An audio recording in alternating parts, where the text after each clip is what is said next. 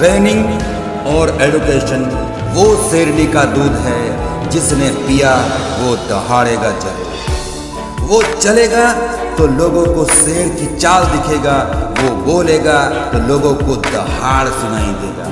वो करवटें लेंगे तो लोगों को शेर की आहट सुनाई देगा, क्योंकि शेर के बच्चे ट्रेंड होते हैं। बचपन से उसकी माँ उसे ट्रेनिंग देते हैं और एक लंबी और कठोर ट्रेनिंग से गुजरने के बाद शेर का बच्चा शेर बनता है। लेकिन ट्रेनिंग का भी अपना एक मजबूरी है।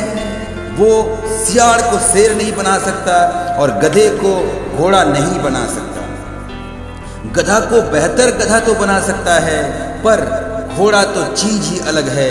घोड़ा तो रफ्तार के लिए बना है, घोड़ा तो लंबी दूरी पलकों में तय करने के लिए बना है। और गधे में भी खासियत है, मैं गधे का भी टैलेंट को कम नहीं करता हूँ, गधे में भी खासियत है, बहुत ज़्यादा वजन वो ढो सकता है। आपको चुनना होगा कि आपको गधे चाहिए या घोड़ा।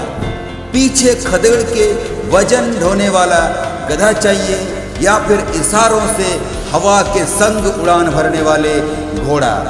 मैं गधे के टैलेंट को बार बार बोल रहा हूँ, कम नहीं कर रहा हूँ, लेकिन ये भी सच है कि आप मछली को आप पेड़ में चढ़ने का ट्रेनिंग नहीं दे सकते हो, ये ट्रेनिंग की मजबूरी है। और यही वास्तव है, यही ट्रेनिंग की सीमाएं भी है। फिर आपको एनालिसिस करना पड़ेगा, आपको सोचना पड़ेगा कि आपके टीम के ग्रोथ के लिए गधा चाहिए या फिर घोड़ा। सर ऊंचा करके हवा के संग दौड़ने वाला घोड़ा चाहिए या आपके बात मानने वाला सर झुका के वजन ढोने वाला गधा चाहिए। कुछ लोगों को गधे से प्यार होता है, इमोशनली कनेक्ट रहते हैं गधों से। उनको घोड़ा जैसा दौड़ाने का वो बहुत कोशिश करते हैं, गधे को घोड़ा बनाने का वो ताउम्र बिता देते हैं, ताउम्र कोशिश करते हैं।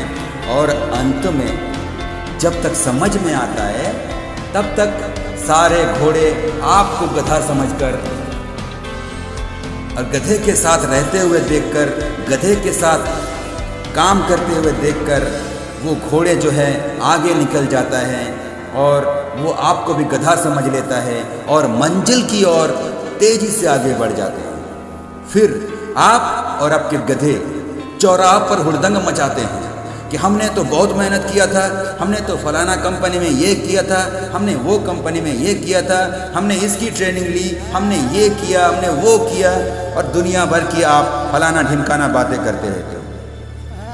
इसलिए अभी भी समझ जाओ, घोड़ा चुनो।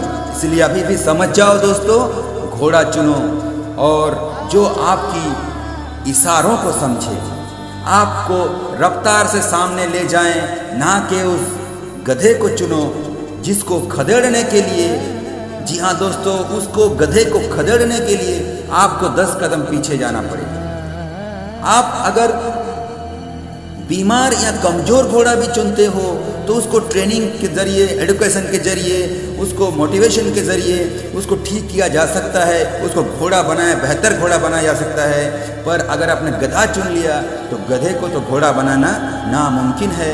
मैं बार बार कह रहा हूँ, गधा को बेहतर बनाया जा सकता है ट्रेनिंग से, लेकिन आपके टीम के लिए कुछ घोड़े बहुत ज़रूरी होता है। पूरे टीम को खींचने के लिए, पूरे टीम में जज्बा लाने के लिए, जुनून लाने के लिए कुछ घोड़े बहुत ज़रूरी होता है। सिर्फ गधों से आपकी टीम नहीं चल सकता। मैंने ये कभी नहीं बताया कि गधों को छोड़ दो, गधों को छोड़ना नहीं है, उनसे आप इमोशनली कनेक्ट हो, उनको खाना दो, उनको ट्रेनिंग भी दो और बेहतर गधा बनाओ। पर घोड़े की खाना को कमी मत होने देना। घोड़े को जो खाना है उस पर कमी मत डालना, उस पर काटना नहीं, क्योंकि ये दिन का अंत में ये घोड़े ही हैं जो आपके और आपके बेचारे गधों को खाना लेकर आएंगे। आपके टीम में भी अगर 1000 का टीम है, अगर 2000 का 5000 का टीम है, तो आप सबको समय दे रहे हो, आप सबको अगर समय बांट रहे हो, तो आपके पास भी 24 घंटा का ही दिन है।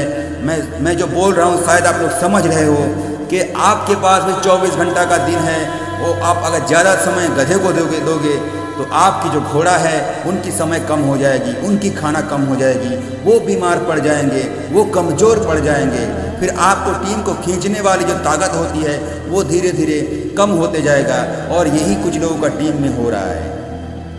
तो अंत में मैं फिर बताना चाहूँगा कि घोड़ा चुनना है या गधा, ये आपके हाथ में है, और आप कितना दूर जाओगे ये उनकी पैरों में है।